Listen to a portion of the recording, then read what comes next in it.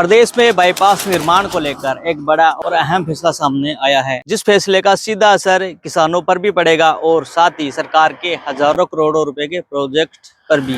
दरअसल जमीन के मुआवजे ने बाईपास योजनाओं की पूरी गणित बदल दी है। प्रदेश में प्रस्तावित 10 बाईपास परियोजनाओं में भूमि अधिग्रहण की लागत अचानक इतनी बढ़ गई कि कुल प्रोजेक्ट की लागत करीब 55% तक बढ़ चुकी है।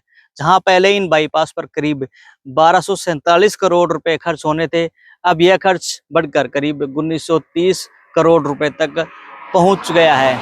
इनमें से करीब 1061 करोड़ रुपए सिर्फ जमीन के मुआवजे में दिए जाने हैं। अगर झुंझुनू जिले की बात करें तो यहाँ करीब 104 हेक्टेयर भूमि का अधिग्रहण प्रस्तावित है।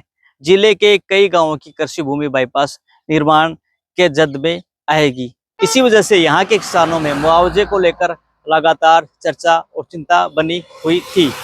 एक्सपर्ट्स के मुताबिक पिछले कुछ सालों में जमीन के सर्किल रेट और बाजार भाव में तेज बढ़ोतरी हुई है। इसी कारण सरकार को पहले के मुकाबले कई गुना ज्यादा मुआवजा देना पड़ रहा है। अगर यही मॉडल जारी रहता है तो कई बाईपास परियोजनाएं सालों तक अटक सकती थी। इन्हीं परिस्थितियों को देखते हुए सरकार ने बड़ा फैसला लिया है। अब किसानों को नगद मुआवजे की बजाय जमीन के बदले जमीन देने की तैयारी की जा रही है। सरकार का यह मानना है, इसमें एक तरफ किसानों को आजीविका सुरक्षित रहेगी और दूसरी तरफ सरकार पर नगद मुआवजे का सीधा दबाव भी कम होगा।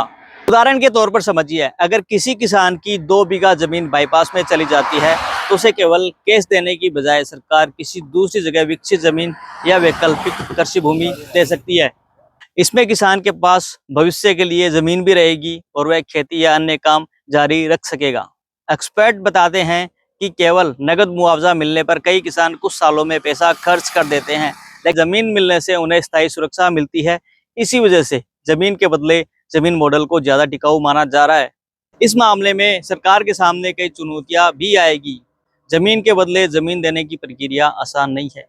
इसके लिए सही लोकेशन, जमीन की गुणवत्ता और किसानों की सहमति सब कुछ बेहद जरूरी रहेगा।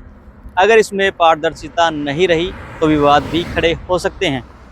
फिलहाल सरकार का यह फैसला बाईपास परियोजना के लिए नया रास्ता खोल सकता है। अब देखना यह होगा जमीन के बदले जमीन का यह मॉडल कितनी तेजी और ईमानदारी से लागू किया जाता है। आप क्या सोचते हैं इस फैसले के बारे में? अपनी राय हमें कमेंट में जरूर बताएं।